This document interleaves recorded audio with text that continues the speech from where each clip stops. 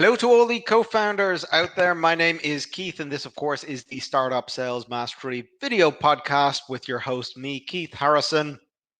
And of course, I help early stage startups get customers. That's basically what I do.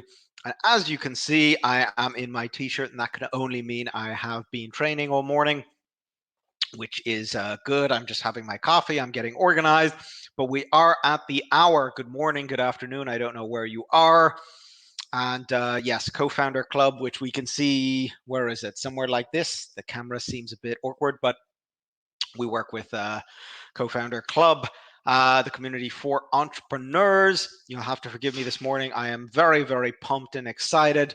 Market week. We are finishing up market week. This is Financial Friday. So I thought a really good way to finish this up is a question that people ask me time and time again. How do I know what to charge for my product? Now, it's depending on how we answer this question, it really comes from, well, what's your perspective?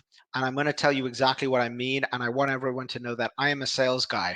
As always, I preface these things by saying the answers you're going to get from me, you're going to get from the perspective of a sales guy, not a marketing guy. This is market week. And the whole point of market week is that, guys, if you're an early stage tech company, go and explore your market. You should, at this point, if you've done everything that you're supposed to do, know who are your competitors. How do they charge? What do they charge? What are their features? You should have broken down all of that market intelligence and then factor that into yours. So if you're offering, 90%, for example, of your next leading competitor, and they're charging $100 a month, then, logically, you're charging $90 a month. I think you can do the rest of the mathematics yourself, but that's, the parallel. That's how we pull this off. From a marketing perspective, we look at our competitors and we analyze what we are selling versus what they are selling. And then, of course, we can choose to be competitive or not competitive. We can choose to offer more service orientations and go for a higher number, higher quality, lower volume, if that's how we want to do it. Or we can choose to go super competitive and, they charge 100 a month. Okay, well, we're going to charge $30 a month for the first 6 months, and we're going to pump and pump and pump and pump and pump just to onboard our customers. And then we're going to slowly up the price as we go. These are all the different things that can be done. I told you I'm a sales guy. That is the marketing perspective. And we all know as sales guys how we feel about marketing guys. Sales is a bit different. I'm going to answer this question in terms of a B2B approach. There's B2B, B2C. Now, in terms of B2B high ticket, let's start right up at the top because people somehow seem to think this is the most difficult part.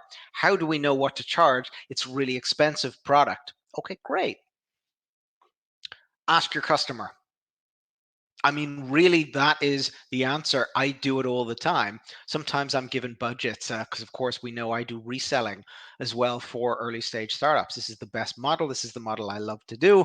And I only work with people who've gone through my Startup Sales Mastery package. So just letting you know, you have to go through the program.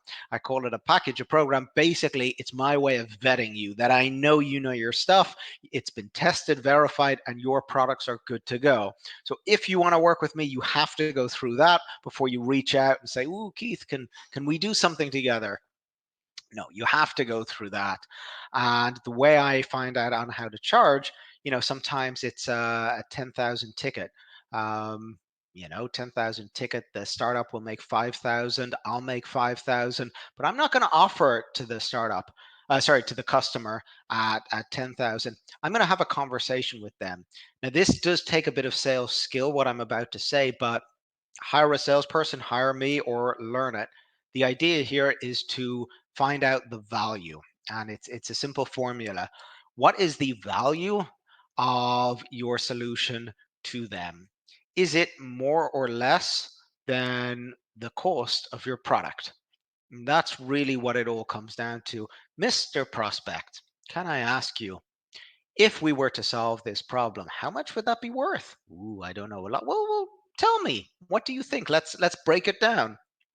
We break down the time and the staff and the not having to have the other software and the insurance differences, and we calculate all that together, and we realize that the value of that is going to be $16,000. So $16,000, this is what it's worth to you to solve that problem. Is that correct, Mr. Prospect? And what I'm trying to get him to do is I'm trying to get him to agree that he's prepared to pay 16,000. And then I can always come in and hit him hard with, you know what? I like you. I'm not going to charge that much. Let's go a bit lower. Why don't we just go at 12,000? This gives you an even better deal. And I'll try and even close above the 10,000 that I'm told I can close at, especially in this kind of a setup. And very often I do. Previous clients, again, I usually love operating around the 10 to 15,000 mark. I've gone 30, 40% above just by using this strategy. So how do you know how much to charge, especially in a B2B situation where it's, more custom and what? That's how you do it. You find out the minimum that you want to charge, that you're prepared to charge for. Then you adjust that up a bit, of course, to make your profit, and that's your ORP, recommended retail price. And then you actually try and push as absolute high as you can, and then drop 10, 20% at the end if you have to, just to try and pump it down. But the how do you know how much to charge in a B2B custom environment? That's how you know, as high as you possibly can. We all know I worked with WalkMe. It was one of the high-tech companies I was with many years ago, and they're one of the greatest examples of this because they were selling their package. I think it was $14.99 per year, or was it per month? Might have been per month. Sorry, for a license and guidance engagement system. It's a SaaS application. The little bubbles on the screen that tell you what to do, where to go. And all of a sudden, a guy called Richard Wolf came in. He'd done Panay, had done a few others, and he knew perfectly well that the real money was actually in transforming the education, the training for large enterprise companies. He knew who the people were, he knew who the contacts were, and he knew how to pull it off. And all of a sudden, the same technology was just repurposed. Customer support was added to it, or customer success, and there was a whole process and flow and offers and services. It wasn't just a tool, it came with a whole team helping you build stuff and do stuff. And all of a sudden, the price changed from the 14.99, whatever it was, up to 10, 15, 20,000. Large enterprise companies at six figures. So 6 figures a deal, same technology. So I'm trying to give an example that with this kind of stuff, you're going to say to me, oh, but it's only worth this. What is it worth to them is the real answer. I've given you a B2B on a custom. Well, let's say it's not custom. Same thing. What is it worth to them? This is the key here. You can use things like, they use lead magnets in marketing. We can do the same thing.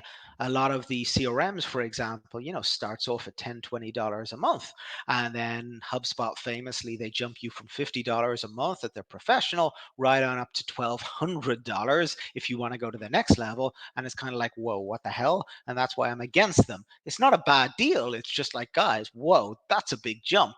Now, I actually did more research. Apparently, it goes from 50 to 150 per license if you just have it for one person. There is a sales and marketing. It's not as good as the full version, but it does the job nevertheless.